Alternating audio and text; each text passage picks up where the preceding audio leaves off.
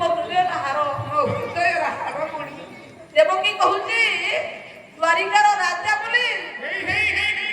ଯଶୋଦା କହୁଛି ମୋ ଧର୍ମ ମୋର ଗଣ୍ଠି ମାଳ ବୋଲି ଆଜ୍ଞା ଦିଟା ମା ମଧ୍ୟରେ ଯେତେବେଳେ ବାତ୍ସଲ୍ୟ ପ୍ରେମର ପ୍ରମାଣ ଦିଆଯିବା ପାଇଁ ଭଗବାନ ଠିଆ ହୋଇଛନ୍ତି ଚାହିଁଲେ ପଣ୍ଡିତ ଯଶୋଦାକୁ ଆଜ୍ଞା ଭଗବାନ କୃଷ୍ଣ ମାଲ ଗୋଟେ ବୃଦ୍ଧର ସ୍ତନ ମଧ୍ୟରୁ କ୍ଷୀର ଆଜି ସ୍ରବିବ ବାତ୍ସଲ୍ୟ ପ୍ରେମରେ ଭଗବାନ ତାର ସ୍ତନରୁ କ୍ଷୀର ପାନ କରିବେ ଦେବରାଜ ଇନ୍ଦ୍ର ଦେଖି ମୁକ୍ତି ହେବେ ବୋଲେ ଅନାଇ ଦେଲେ ଶ୍ରୀ ହରି ଯଶୋଦା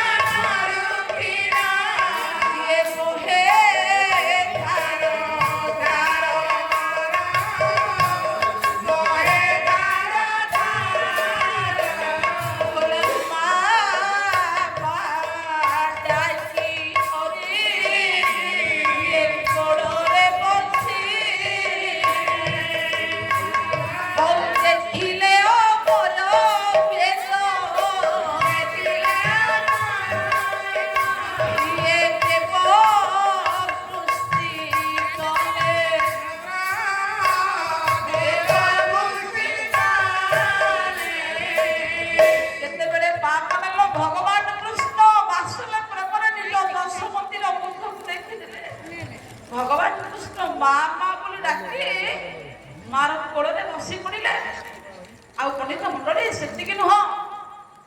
ମା ମା ଡାକି କୋଳରେ ବସିଲେ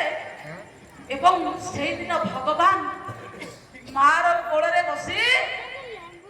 ସମସ୍ତ ଦେବତା ମାନେ ଦେଖିଲେ ଯଶୋଦା ନନ୍ଦନ କୃଷ୍ଣ ବୋଲି ଦେବକୀ ନନ୍ଦନ ନୁହଁ ଯଶୋଦାଙ୍କ ନନ୍ଦନ କୃଷ୍ଣ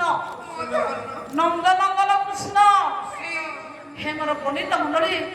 यह देवराज इंद्र दर्शन कर पुष्पवृष्टि कर भगवान कृष्ण माँ को बसिकी स्तनर क्षीर पड़े धार धार बही जाऊँगी भगवान क्षीर पान कला आश्चर्य प्रेम माँ यशोदा बड़ मुकुंद रूप भगवान कृष्ण को आज्ञा क्षीर पिआईला अमर देवता माने जेतेबेले कथा देखुछंती पुष्प वर्षण कले कृष्ण कराउ यशोदा कमस्त करे पुष्प वृष्टि कले भगवान कृष्ण मां यशोदा कोड़ ऊपर बसी बासले प्रेम रे मां यशोदा के वृद्धा मां माने आज क्षीर दउची ता कृष्ण को केवल मां प्रेमर पुत्र आ मां प्रेम रे भावित होई ए होची बासले प्रेम गोटे माँ केवल ता संतान पढ़ीते केवल भल पाए केवल छुईदब चुंबन दब कोलाग्रत कर आदर माँ धन संपत्ति न था पाट पठा सुनापुरी न था गोटे मार तार से कौलिया कमनीय बाल देखी से आनंद पाई थाए से भोग सुखा मुह को देखीदे माँ छाती धरी उठे पुओ खाइनी बोली आउ हाथ आज्ञा बाधिबनी माँ को जेते बाधिब पुओ 12टा हेले घर को फेरिनी माँ को जेते असत्य लगे काहे लगे नहीं मोर देह खराब अछि माँ भगवान को मंदिर को बारंबार जीव मोर पंडित से दिन यशोदा